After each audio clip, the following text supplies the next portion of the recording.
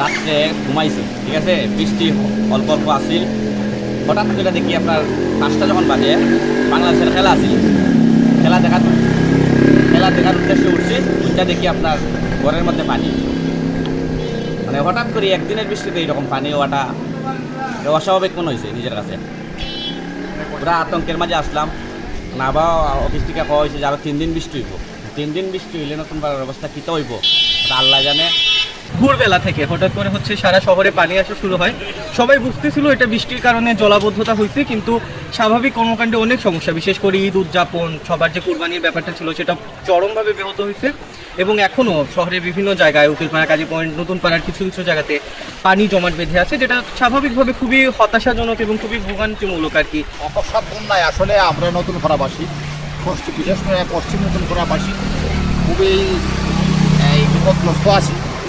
এখানে যারা মানে বাসা বাড়িতে আছে সবার বাসাতেই মোটামুটি এখনও বাসায় উঠে নাই, না উঠলেও বাসা থেকে বের হতে সমস্যা হচ্ছে।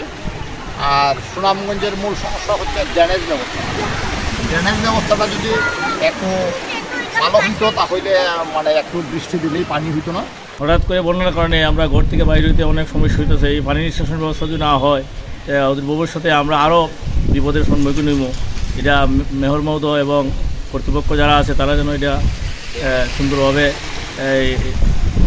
তদন্ত করে দেখে যে পানি কীভাবে নিষ্কাশনের ব্যবস্থা করা যায়, এই আশাই আমরা করি আর কি। মানে জনজীবন বিপর্যস্তের মতো অবস্থা।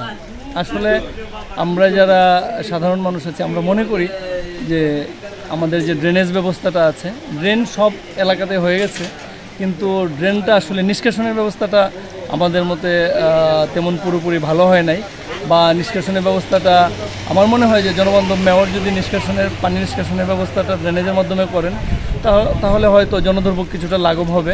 জলাবদ্ধতা দূর করার একমাত্র পথই হচ্ছে, আমাদের প্রথম কথা হচ্ছে ড্রেন ক্লিনিং করতে হবে এবং ড্রেনে পরিষ্কার পরিচ্ছন্ন করে রাখতে হবে।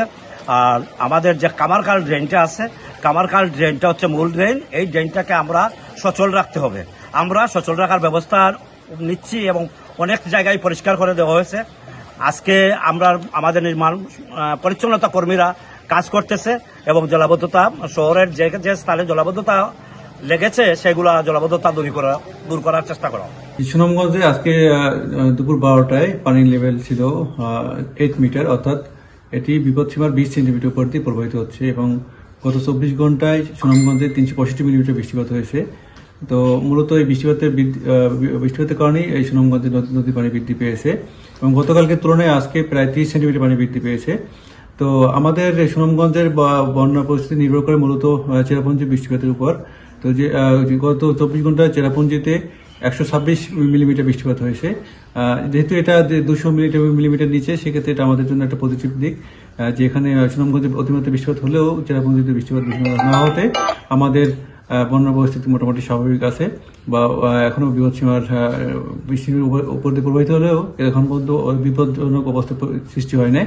তবে অতিমাত্রা বৃষ্টিপাত হওয়ার কারণে সুনামগঞ্জে বিভিন্ন স্থানে জলাবদ্ধতা তৈরি হয়েছে। তো এগুলো এই জলাবদ্ধতার কারণে মানুষের কিছু ভোগান্তি তৈরি হয়েছে। তবে এগুলো খুব দ্রুতই নিচে নেমে আসবে পানিটা। তবে যেহেতু আমাদের আগামী 48 ঘন্টা ভারী থেকে অতি ভারী বৃষ্টিপাত পূর্বাভাস হয়েছে, সেক্ষেত্রে সুনামগঞ্জের নদীর পানি বিপদসীমার উপরেই থাকতে পারে।